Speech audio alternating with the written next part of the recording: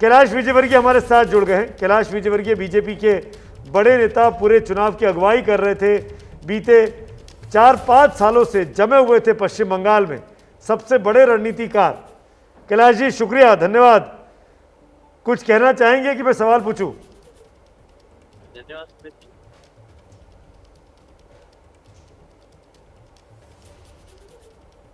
कैलाश जी कहां गड़बड़ हो गई? 100 भी टच नहीं कर रहे हैं अभी तक तो। नहीं, अभी गड़बड़ नहीं, अभी शाम तक इंतजार करते हैं, क्योंकि अभी 2-3 चरण ही हुए, कहीं पे 4 हुए हैं, कहीं पे 5 हुए हैं। और इस बार जो मतगणना हो रही है काफी स्लो हो रही है, और लगभग कहीं 20 राउंड है, कहीं 25 राउंड है, कहीं 30 राउंड है। तो बंगाल के अंदर काफी ऊपर नीचे होते हैं, इसलिए अभी कोई ऐसा नहीं है कि हम मैदान छोड़ चुके हैं। अभी हम मैदान में हैं, और मुझे लगता है कि हम मैजिक नंबर भी छू सकते हैं शाम तक आते हैं। नहीं, मैदान में तो आप हैं, इससे मैं इनकार नहीं करूंगा। मैदान में 2 ही पार्टियां हैं, आप है और दीदी हैं, टीएमसी और बीजेपी। बाकी कोई मैदान में दिख ही नहीं रहा है, सुपड़ा साफ है सबका। लेकिन सवाल ये उठता है कैलाश जी, आपने 200 पार की बात की थी उस दिन। आप जब मेरे साथ एग्जिट पोल में थे तो बड़ी ईमानदारी से आपने कहा कि 200 पार तो नहीं, लेकिन 200 तक हो सकता है, 200 से कम और 200 तक। ये तो 100 भी नहीं हो रहा है। मेरा सवाल ये है, हो जाएगा। देखिए, ऐसा है कि अभी 2-3 राउंड के हुए हैं, ज्यादा से ज्यादा 4 राउंड हुए कहीं पर। अभी बहुत राउंड बाकी है, और मुझे लगता है कि शाम तक आते आते काफी स्थिति स्पष्ट होगी। और मुझे अभी हमारे अनुकूल सीटें भी काफी बाकी है अभी, तो इसलिए ऐसा अभी एकदम कोई निराश होने वाली बात नहीं है। मुझे उम्मीद है कि हम आगे बढ़ेंगे, शाम तक बहुत आगे बढ़ेंगे। अच्छा चलिए, मैं आपकी बात फिलहाल के लिए मान लेता हूं कि आप आगे बढ़ेंगे। अब आप मेरी बात भी एक मानिए कि अगर नहीं बढ़े तो क्या होगा? अगर गाड़ी 100 के आसपास रुक गई तो कौन जिम्मेदारी लेगा? तो क्या हो गया, पीछे विपक्ष में बैठेंगे, पॉलिटिक्स में चलता है। हमने तो गेन नहीं किया है, हम 3 से चले थे, आज 3 से 100 तक आ रहे हैं। बताइए कहीं किसी प्रदेश में कभी कोई उदाहरण हो जहाँ पर 3 से 100 तक पहुंची हो कोई पार्टी? बंगाल में अगर हम पहुंचे तो ये भी बहुत बड़ी उपलब्धि हमारी। नहीं, पर विधानसभा में 3 पर आप तो लोकसभा में 121-22 तक पहुंच गए थे। लोकसभा में तो 121-22 विधानसभा तक पहुंच गए थे। मैं कह रहा हूँ ना कि शाम तक हम मैजिक नंबर तक भी पहुंच सकते हैं, आप इंतजार करें। अगर हम इसको पीछे मुड़ के देखें कैलाश जी, क्या जो आप लोगों की चुनावी रणनीति रही कि बाहर से लाए, टीएमसी के लाए लोगों को टिकट देना, इंपॉर्टेंट सीटें लड़ाना, या स्टार्स को, बड़े बड़े जो चेहरे थे, बाबुल सुप्रियो, लॉकेट चैटर्जी, उनको लड़ाना, ये सब बंगाल की जनता को समझ में नहीं आया। ऐसा लगता है कि आपके पास चेहरों की, अच्छे उम्मीदवारों की कमी थी, और जनता ने समझ लिया इस बात को। हमारे पास बहुत अच्छे चेहरे हैं, लॉकेट जी बहुत अच्छा चेहरा है, बाबुल्ला बहुत अच्छे चेहरे हैं। तो मुझे लगता है कि इस सॉइल के बेटे बेटियां हैं ये, जिन्होंने यहीं पे काम किया है, यहीं पर जन्म लिया। पर हाँ, ये बात सही है कि अभी वो ट्रायल कर रहे हैं, तो हम अभी जल्दबाजी है। और मैं उम्मीद है कि लॉकेट जी तो आगे हो जाएगी 100%, क्योंकि उनके 30 राउंड है, अभी 4-5 ही राउंड हुए हैं, और वो 3-4 राउंड में पीछे होने वाले थे। सपन भी जैसे 3-4 राउंड में पीछे होने वाले थे, तो उसके बाद फिर आगे बढ़ेंगे। उनके भी कम से कम 25 राउंड है, और इसलिए अभी एकदम कोई जल्दबाजी में कमेंट करना उचित नहीं है। मुझे लगता है शाम तक का इंतजार करना चाहिए, और मुझे विश्वास है कि हम मैजिक नंबर तक पहुंचेंगे। मैं शाम के लिए आपसे अभी अपॉइंटमेंट ले लेता हूँ। शाम को 7 बजे, 8 बजे, जो आपके पास समय हो, मेरे साथ जरूर जुड़िएगा 15 मिनट के लिए। छोड़ूंगा नहीं मैं आज आपको, पुरानी दोस्ती आपसे। मैं तो यहीं पे कार्यालय पर ही हूँ।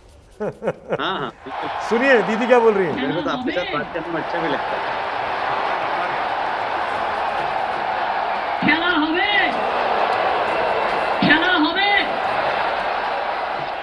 191 पर टीएमसी है आगे, अभी बहुमत से काफ़ी आगे निकल गई है। 95 पर भारतीय जनता पार्टी है, जो आंकड़े कह रहे हैं। कैलाश विजयवर्गीय हमारे साथ है, यशवंत देशमुख हमको दिखाई दे रहे हैं। यशवंत मैं आता हूं, लेकिन एक सवाल कैलाश जी मैं आपसे पूछ लेता हूं। कैलाश भाई, ये समझाना बहुत ज़रूरी है कि बीजेपी ने कोई चेहरा नहीं दिया, उसका खामियाजा है। अगर आप दिलीप घोष को अनाउंस कर देते तो शायद परिस्थितियां बदल जाती।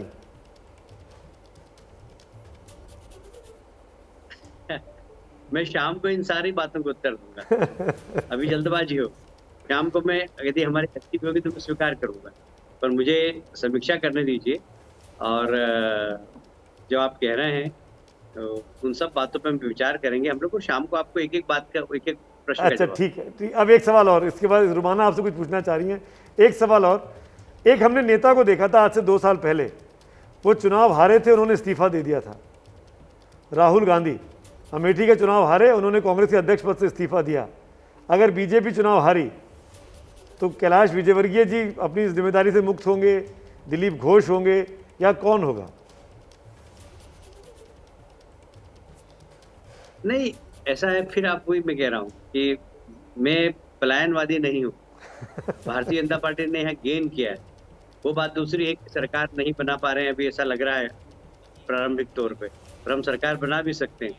और हम 3 से चले थे 100 पे आ गए, ये एक बहुत बड़ी उपलब्धि हमारी। हमारे पास खोने के लिए कुछ भी नहीं है यहाँ पर, हमने तो पाया ही पाया है। यदि हम सरकार बनाते हैं तो भी पाया है, यदि हम 100 से ऊपर जाते हैं तो भी हमने पाया है, इसलिए हमने खोया क्या है यहाँ पर? नहीं, आपको तो पाना ही पाना था, आपके पास तो कुछ खोने को था ही नहीं। सवाल यह कि दीदी ने भी कुछ नहीं खोया। सवाल यह भी है कि प्रशांत किशोर ने जो कहा वो हो गया। 100 के ऊपर नहीं जा रहे हैं आप, डबल डिजिट तक हैं आप लोग। अब देखना, अच्छा शाम को हम 100 के ऊपर नहीं, हम मैजिक नंबर तक पहुंचेंगे। रुमाना कुछ पूछना चाह रही तो है। नहीं तो शाम को हम हार स्वीकार करेंगे आपके साथ। रुमाना कुछ कैलाश जी, मेरे पूछना। मन में एक सवाल था कि अभी ये जो टीएमसी को वोट जाता हुआ नजर आ रहा है, इसमें चोट वाला सहानुभूति वोट, वो कितना हिस्सा उसका मान रहे हैं आप?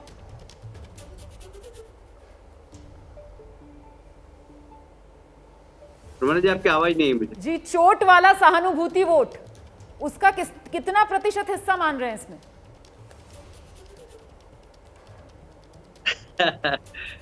अब देखते हैं, मैं कहता रहा हूँ कि इसके हम शाम को समीक्षा करेंगे, फिर आपको इस बात का जवाब भी देंगे कि कहाँ कहाँ हम असफल हुए, कहाँ कहाँ सफल हुए, कहाँ वो असफल हुए, कहाँ हम सफल हुए।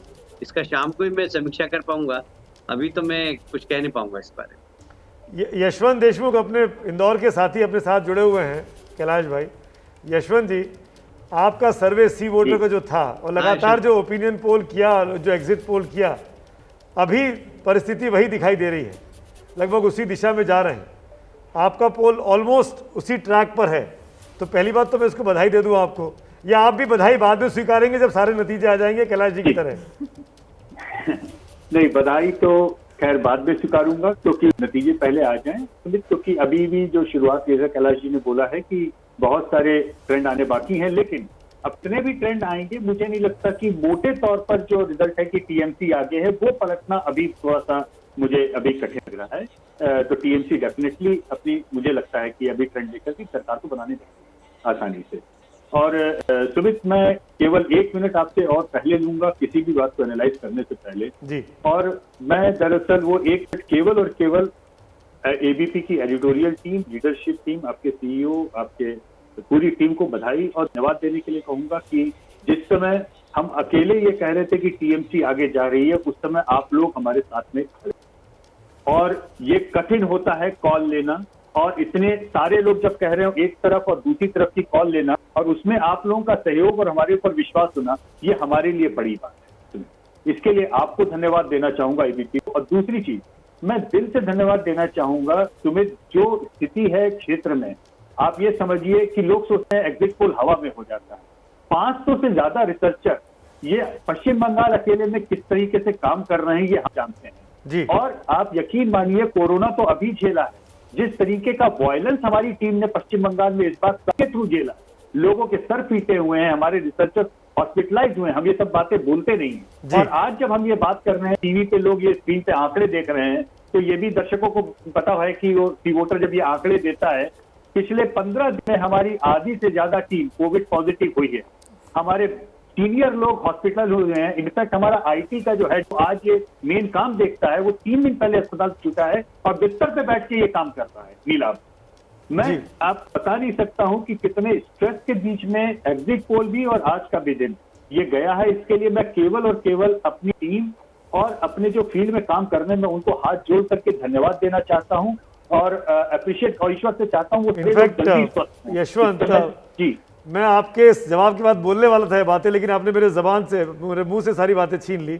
मैं ये कहना चाहता हूँ एबीपी न्यूज़ की तरफ से सी वोटर उसकी पूरी टीम का शुक्रिया अदा करना चाहता हूँ। मैं जानता हूँ कि किस मुश्किल में आपने काम किया।